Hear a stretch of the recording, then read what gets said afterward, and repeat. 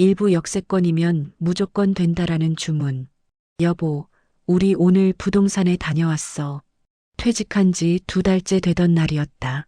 아침마다 눈을 뜨면 몸은 가벼운데 마음은 무거웠다. 출근이라는 말뚝이 뽑히자 하루가 한없이 넓어졌다. 넓은데도 쓸모가 없었다. 젊을 때는 시간이 귀해서 허덕였는데 늙어서는 시간이 많아서 허덕이는 법이라더니 그 말이 딱 맞았다.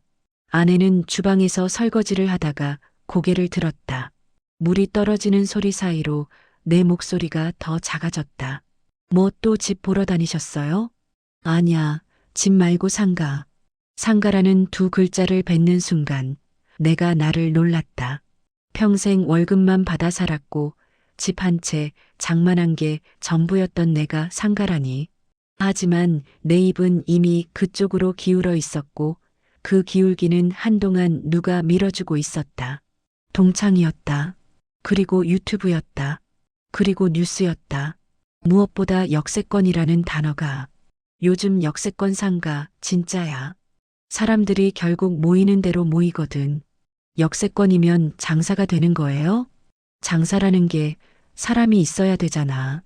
역세권은 사람이 내려서 걷고 걷다 배고프고 배고프면 사 먹고 그러다 자리 잡는 거지. 동창의 말은 유려했다. 말에 기름칠을 해두기라도 한 것처럼 사각사각 잘 미끄러졌다. 나도 그 미끄러짐에 발을 실었다. 퇴직금 3억이 통장에 잠자고 있다는 사실이 어느 순간부터 나를 안심시키는 게 아니라 불안하게 만들었다. 이 돈이 줄어들기만 하면 어쩌지라는 불안 말이다. 안정이 불안을 낳는 이상한 시기였다. 당신 은퇴했잖아. 이제 돈이 돈을 벌게 해야지. 그게 쉽나? 어렵지. 근데 역세권은 달라. 역세권은 사람의 약속이야. 사람의 약속. 그 표현이 이상하게 마음에 걸렸다. 약속이라면 지켜질 것 같았다. 누구나 지키는 약속, 출근처럼. 그날 저녁 아내와 식탁에 마주 앉았다. 아내는 반찬을 내놓으며 조심스럽게 물었다. 상가를 진짜로 알아보신 거예요? 응. 얼마나? 9억 정도. 9억이요? 아내의 젓가락이 멈췄다. 잠깐의 정적이 생겼고 정적이 길어지기 전에 내가 말을 이어버렸다. 사람이 불리할 때는 말을 빨리 하는 버릇이 있다. 전 재산은 아니야. 퇴직금이랑 적금 합치면 4억 조금 넘고 나머지는 대출이야. 담보도 되고 요즘 상가 대출 잘 나오더라. 대출을 그렇게 많이? 괜찮아.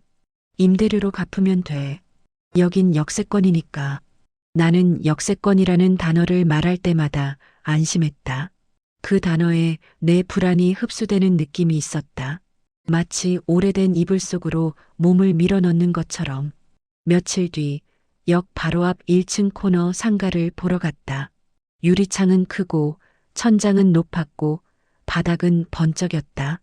새 건물 특유의 냄새, 페인트와 실리콘과 먼지의 냄새가 섞여 있었다. 부동산 사장은 나를 사장님이라고 불렀다. 그 호칭이 내 등을 조금 펴줬다.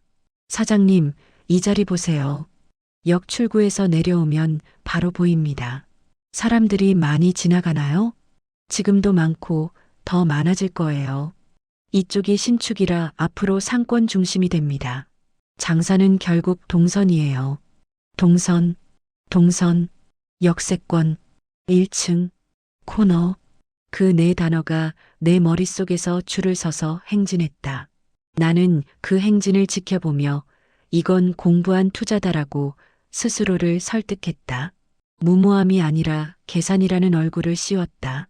계약서에 도장을 찍는 날 손이 약간 떨렸다. 떨림은 두려움이라기보다 어색한 설렘에 가까웠다. 나도 이제 건물주인가라는 생각이 한 번쯤은 인간을 취하게 만든다. 그 취기가 대출이라는 쓰디쓴 수를 가릴 수 있다는 사실을 그때는 몰랐다. 처음 한 달은 오히려 기분이 좋았다. 부동산에서 임차 문의가 온다고 했다. 한 번은 카페 생각하는 분이 계신다고 했고 또 한 번은 분식 쪽에서 관심 있다고 했다. 내 마음은 벌써 간판들을 상상하고 있었다. 하지만 2달째, 3달째로 넘어가며 전화는 줄었고 줄어든 전화는 결국 끊겼다. 상가는 그대로 비어 있었다. 비어 있는 상가를 보기 위해 나는 역 앞을 지나갔다. 사람들은 많았지만 내 상가 앞에서는 잠깐 시선을 흘리고 지나갈 뿐이었다. 지나가는 사람과 들어오는 사람 사이에는 생각보다 큰 절벽이 있었다. 그 절벽은 통장에서 먼저 소리를 냈다. 매달 이자, 관리비, 보험료, 세금, 입에 담기 싫은 숫자들이 줄줄이 빠져나갔다. 처음엔 그래도 곧 임차인 들어오겠지 했다. 그런데 고지 길어지면 사람은 말이 줄어든다. 말이 줄어들면 집이 좁아진다. 집이 좁아지면 부부가 서로를 피하기 시작한다. 아내는 저녁마다 묻지 않았다. 대신 설거지 물소리가 길어졌다. 나는 TV를 켰지만 소리가 귀에 들어오지 않았다. 우리 집에는 대화 대신 숨만 남아 있었다. 그때도 나는 말로 스스로를 달랬다. 역세권이야. 결국엔 들어와. 하지만 주문이 오래되면 주문은 약해진다. 역세권이라는 말도 점점 얇아졌다. 얇아진 말이 내 불안을 덮기엔 부족했다. 이부 공실의 계절, 집안의 온도가 내려가다. 공실은 소리 없는 계절이었다. 겨울처럼 서서히 오고 여름처럼 길게 머물렀다. 상가 문을 열고 들어가면 텅 빈 공간이 나를 반겼다. 반긴다는 말이 어울리지 않는다는 걸 알면서도 그렇게 표현할 수밖에 없었다. 거기에는 아무것도 없었고 아무것도 없는 것이 나를 보는 것 같았다. 빈 벽이 내 눈을 피하지 않는 느낌. 바닥에 먼지가 내 발자국을 또렷하게 남기는 느낌. 부동산 사장은 어느 순간부터 내 전화에 목소리가 빨리 끝났다. 사장님, 요즘 분위기가 좀 뭐요? 전체적으로 좀 어렵습니다. 임차인이 요즘은 계약을 잘 안 해요. 역세권인데도요? 역세권이어도 요즘은요, 다들 조심하잖아요. 금리도 오르고, 금리라는 단어가 내 귓속에서 모처럼 박혔다. 처음 대출받을 때만 해도 이자 부담 크지 않다고 했던 그 수치가 변동이라는 이름으로 커지기 시작했다. 숫자는 언제나 조용히 사람을 찌른다. 나는 결국 임대료를 낮췄다. 마음속에서는 계속 계산이 돌아갔다. 임대료를 낮추면 이자는 커버 못하지만 공실보다는 낫다. 공실은 영원이니까.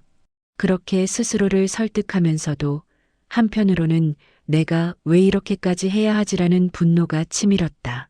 그 분노는 애꿎은 곳으로 샜다. 집에서 아내가 오늘은 뭐가 연락 왔어요?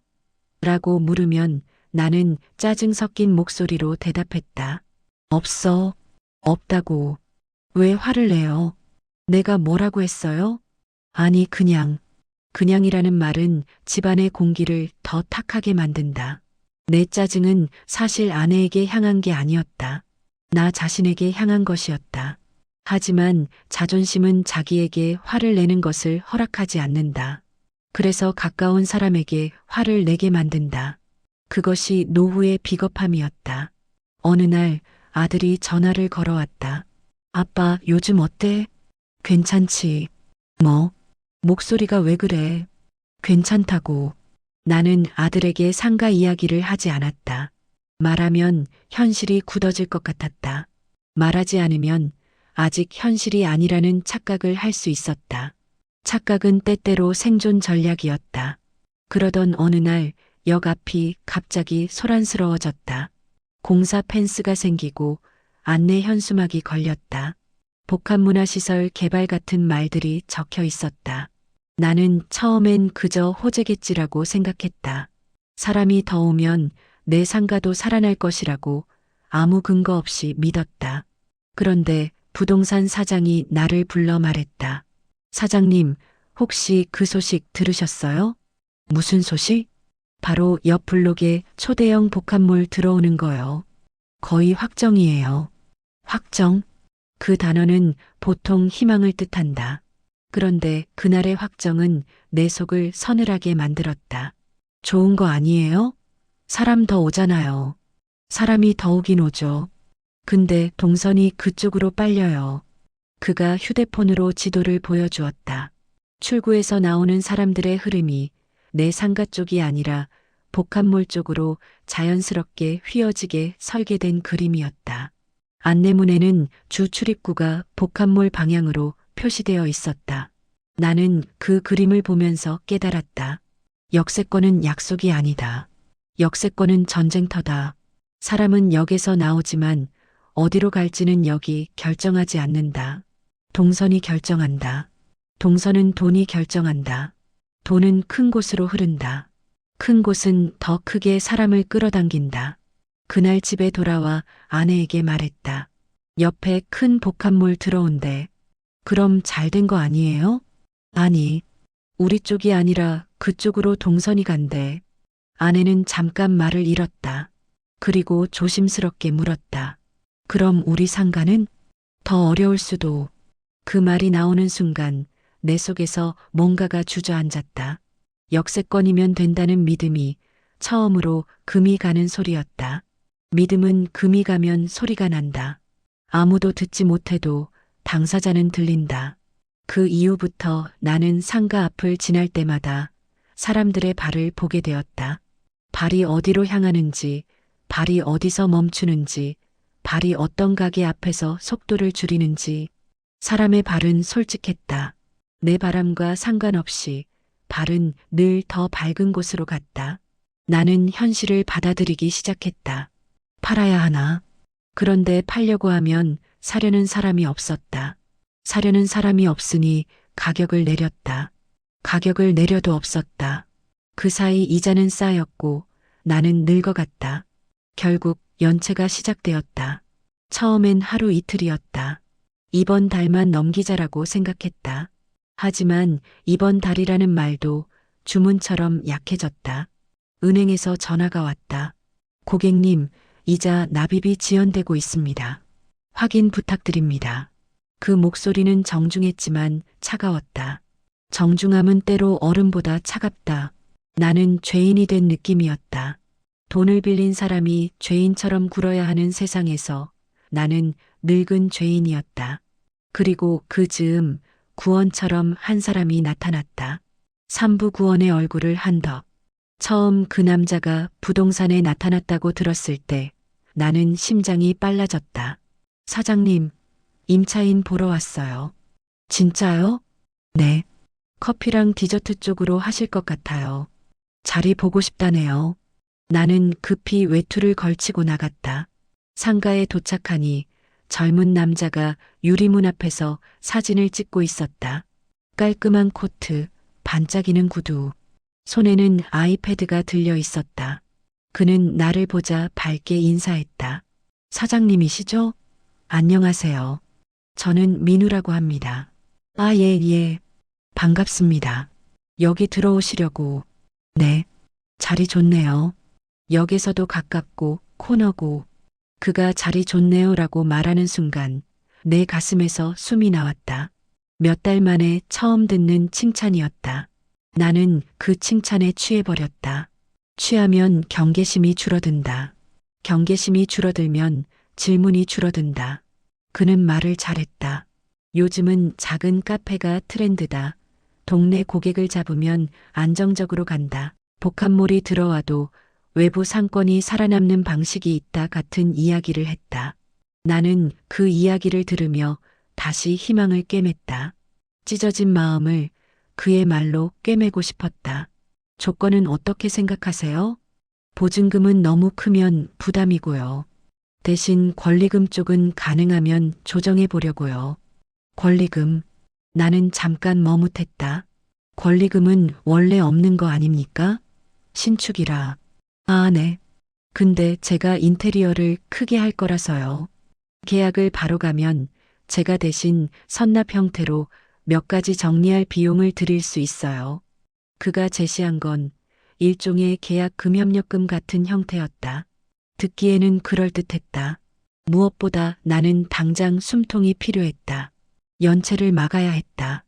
은행 전화가 또 오기 전에 나는 뭐라도 잡아야 했다. 그날 저녁 아내에게 말했다. 임차인이 나타났어. 정말요? 응. 카페 한다는데 말도 괜찮게 하고 곧 계약할 것 같아.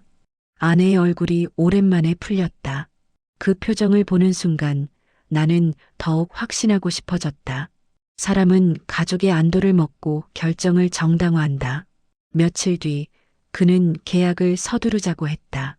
사장님, 저도 다른 자리도 보고 있어요. 이 자리 괜찮긴 한데 확정하려면 빨리 진행해야 합니다. 아, 예. 그럼 대신 제가 먼저 비용 일부를 드릴게요. 사장님도 급한 상황이 있다고 들었거든요. 그가 건넨 건 선납금 명목의 돈이었다. 통장에 찍힌 숫자를 보는 순간 내 손끝이 따뜻해졌다. 따뜻함이 위험하다는 걸 그때는 몰랐다. 그는 그 돈으로 뭘 하겠다고 했냐면 인테리어 업체 계약금, 장비 예약금, 프랜차이즈 협의금 같은 것들이었다.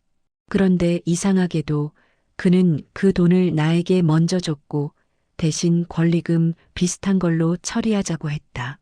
나는 법을 잘 몰랐다. 계약서 문구도 어려웠다.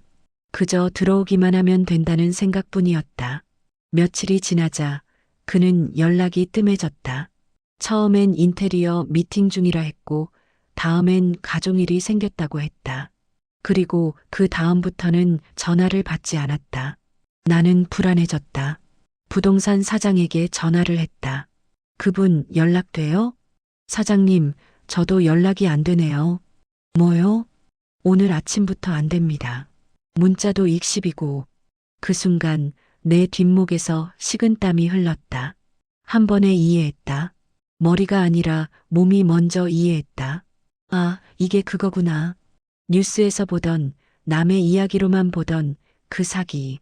나는 상가로 달려갔다. 혹시 그가 있을까봐. 하지만 상가는 여전히 비어 있었다. 텅 빈 공간이 이번에는 비웃는 것 같았다. 나는 바닥에 주저앉았다. 사람이 주저앉는 건 다리가 힘이 없어서가 아니라 마음이 먼저 꺾였을 때다. 돈은? 그가 준 선납금은? 그 돈은 사실상 내 계좌로 들어왔다가 다시 이런저런 정리 비용이라는 명목으로 빠져나가 있었다. 그의 안내대로, 그의 계좌로, 그의 업체로, 그의 대리인으로 나는 스스로 돈을 옮겨준 셈이었다. 믿음이 내 손을 움직였다. 경찰서에 갔지만 답은 차가웠다. 계약서가 정확히 어떻게 되어 있나요? 그게 이 부분은 민사로 가셔야 할 수도 있습니다. 사기잖아요. 입증이 필요합니다. 상대가 잠적한 것만으로는 입증. 그 말은 늙은 사람에게 너무 무거웠다. 나는 증거를 모을 힘도 싸울 시간도 부족했다. 그 사이 은행 전화는 더 잦아졌다. 정중함이 점점 줄었고 목소리의 단어가 바뀌었다. 법적 절차, 담보권 실행, 경매. 내 삶은 그 단어들로 좁아졌다. 집에서도 말이 없어졌다. 아내는 내 눈을 피했고 나는 아내의 한숨을 피했다. 피하면 해결되는 줄 알았다. 하지만 피하면 더 크게 돌아온다. 그리고 결국 통지가 왔다. 흰 봉투, 등기, 경매 개시라는 글자가 내 집 거실에 떨어졌다. 종이 한 장이었는데 그 종이는 바닥을 뚫고 내려가 내 심장을 쳤다. 아내는 봉투를 들고 조용히 말했다. 여보, 이게 뭐예요? 경매래. 아내의 눈이 흔들렸다. 흔들리는 눈을 보는 순간 나는 더 이상 말이 나오지 않았다. 나는 미안해라는 말만 반복했다. 미안하다는 말은 너무 늦게 나오면 위로가 아니라 칼이 된다. 그날 밤 나는 잠을 못 잤다. 천장을 보며 생각했다. 내가 왜 그랬지? 역세권이면 된다는 말을 왜 그렇게 믿었지? 그리고 다음 날 나는 마지막으로 상가에 갔다. 경매를 앞둔 상가는 더 비어 보였다. 빈 공간이 아니라 내 인생의 빈칸 같았다. 사부 망치 소리 뒤에 남는 것, 그리고 남는 사람. 경매날 법원 복도는 이상하게 활기찼다. 내 인생이 무너지는 날인데 누군가의 인생은 기회가 되는 곳. 그게 경매장의 공기였다. 사람들은 서류를 들고 웃었고 누군가는 커피를 마시며 시세를 이야기했다. 나는 그 사이에서 오래된 외투를 입은 채 조용히 서 있었다. 내 손은 서류를 쥐고 있었지만 서류 속의 숫자들은 이미 내 것이 아니었다. 내가 9억에 샀던 상가, 대출을 얹고 꿈을 얹고 역세권이라는 주문을 얹었던 상가. 입찰이 진행됐다. 누군가가 금액을 불렀다. 담당자의 목소리가 건조하게 울렸다. 망치 소리가 났다. 그 소리가 울릴 때 내 귀는 먹먹해졌다. 소리는 들리는데 의미가 멀어지는 느낌. 몸이 공중에 붕 뜨는 느낌. 결국 낙찰가가 확정되었다. 내가 기대했던 금액보다 훨씬 낮았다. 손실은 단순히 차액만이 아니었다. 그동안 버티려고 넣었던 이자, 관리비, 공실 기간의 스트레스, 가족에게 준 상처, 내 자존심의 파편까지 모두 합쳐져 있었다. 나는 법원을 나와 차에 앉아 한참을 움직이지 못했다. 운전대를 잡은 손이 축축했다. 땀이었다. 여름도 아닌데 땀이 흘렀다. 내 몸은 겨울인데 내 마음은 불이었다. 불에 타는 마음이 땀으로만 빠져나가고 있었다. 집에 들어가자 아내가 거실에 앉아 있었다. 아내는 내 얼굴만 보고도 알았다. 사람은 오래 함께 살면 문 열리는 소리만으로도 마음을 읽는다. 어떻게 됐어요? 넘어갔어. 얼마에? 나는 입술을 떼는 것이 두려웠다. 숫자가 칼처럼 느껴졌다. 생각보다 많이 낮아. 아내는 입을 막고 울었다. 울음은 소리가 아니라 몸 전체로 나왔다. 어깨가 흔들리고 손이 떨리고 숨이 끊겼다. 나는 아내 옆에 앉아 아무 말도 못했다. 위로의 말이 떠오르지 않은 게 아니라 어떤 말도 죄처럼 느껴졌다. 며칠 뒤 우리는 집을 정리하기 시작했다. 집을 판다는 건 벽을 파는 게 아니라 시간을 파는 일이었다. 아이들이 키를 재던 벽의 표시, 명절마다 꺼내던 그릇, 오래된 사진 앨범, 아내가 아끼던 커튼, 내 손때가 묻은 책장. 그 모든 것이 돈이라는 이름으로 바뀌어야 했다. 집을 내놓고도 바로 팔리지는 않았다.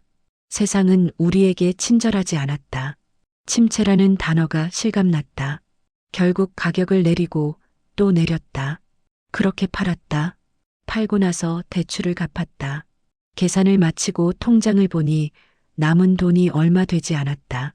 나는 그 숫자를 보고 멍해졌다. 평생의 노동이 종이처럼 얇아진 느낌이었다. 남은 돈은 다시 시작하라는 말처럼 보였지만 나는 그 말이 잔인하게 느껴졌다. 68배 다시 시작하라니. 세상은 때때로 스스로를 웃기지도 못하면서 잔인한 농담을 한다. 우리는 월세방으로 옮겼다. 작았다. 창문을 열면 벽이 보였다. 벽이 가까우면 마음도 가까워져야 할 텐데 우리의 마음은 한동안 멀었다. 하지만 시간이 조금 지나자 이상하게도 우리는 다시 말을 하기 시작했다. 아내가 어느 날 저녁 조용히 말했다. 여보, 나는 당신이 돈을 잃어서 슬픈 게 아니에요. 그럼 당신이 혼자 끙끙 앓다가 나를 멀리한 게 슬펐어요. 그 말이 내 가슴을 쳤다. 돈보다 더 아픈 곳을 정확히 찌르는 말. 나는 처음으로 진짜로 울었다. 법원에서도 안 나오던 눈물이 그날 밤에 나왔다. 미안해. 미안하다는 말 말고 우리 이제부터는 같이 생각해요. 그래. 뭐든 무서운 것도. 그 후로 우리는 작은 일부터 나눴다. 오늘 얼마 벌었는지, 오늘 어디가 힘들었는지, 어떤 손님이 고마웠는지. 나는 택배 상하차 보조 일을 시작했고 아내는 반찬 가게 포장 일을 했다. 돈은 적었지만 기묘하게도 마음은 예전보다 덜 무거웠다. 숨기지 않아도 된다는 사실이 사람을 살게 한다. 가끔 역 앞을 지나칠 때가 있다. 복합몰은 화려하게 서 있고 사람들은 그쪽으로 빨려 들어간다. 내 옛 상가는 그 복합몰 그림자 근처에 있다.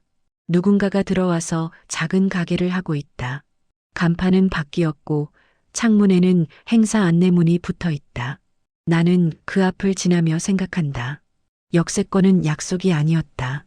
역세권은 사람이 지나간다는 사실만 보장해 줄 뿐이었다. 사람이 멈춘다는 건 보장하지 않는다. 멈추게 하는 건 동선과 경쟁과 구조와 운과 무엇보다 내가 몰랐던 수많은 변수였다. 그리고 내가 정말 몰랐던 것은 또 하나였다.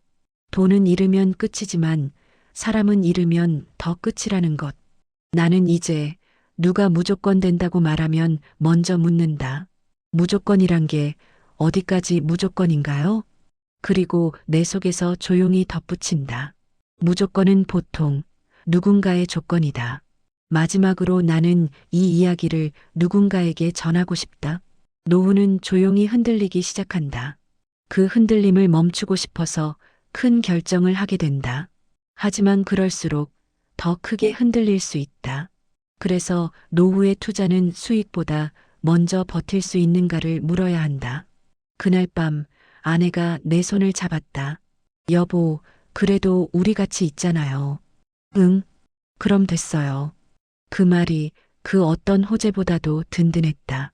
이 이야기를 끝까지 들으시면서 어떤 마음이 드셨나요? 분노였을 수도 있고, 안타까움이었을 수도 있고, 어쩌면 나도 저럴 수 있겠다는 두려움이었을지도 모릅니다. 이 사연의 주인공은 무모해서 망한 사람이 아닙니다. 게으르거나 욕심만 많아서 실패한 사람도 아닙니다. 그저 조금 더 안전한 노후를 바랐고 조금 더 가족을 지켜내고 싶었을 뿐입니다. 하지만 투자에는 괜찮을 것 같다는 느낌보다 망해도 버틸 수 있는가라는 질문이 훨씬 더 중요합니다.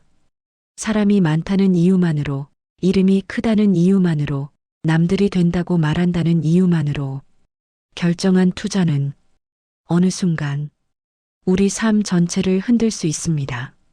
이 이야기가 누군가에게는 지나간 실패가 아니라 앞으로의 선택을 한 번 더 돌아보게 하는 작은 경고가 되길 바랍니다.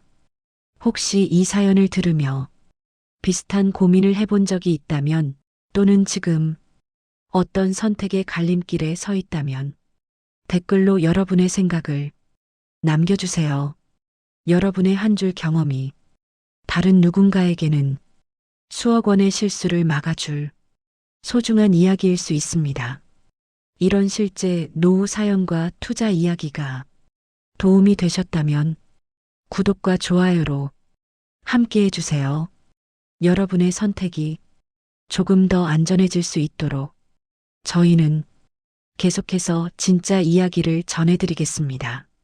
지금까지 들어주셔서 진심으로 감사합니다.